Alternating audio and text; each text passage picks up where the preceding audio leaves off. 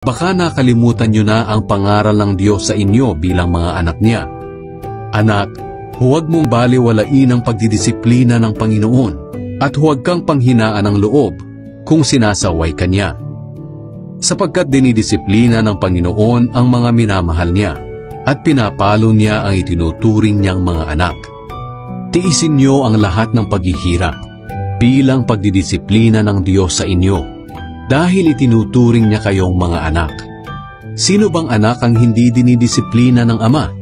Kung hindi kayo dinidisiplina ng Diyos gaya ng pagdidisiplina niya sa lahat ng anak niya, hindi kayo mga tunay na anak, kundi mga anak sa labas. Kahit ang mga ama natin dito sa lupa ay dinidisiplina tayo. At sa kabila nito, iginagalang natin sila. Kaya lalong dapat tayong magpasakop sa pagdidisiplina ng ating Ama na nasa langit para maging mabuti ang pamumuhay natin.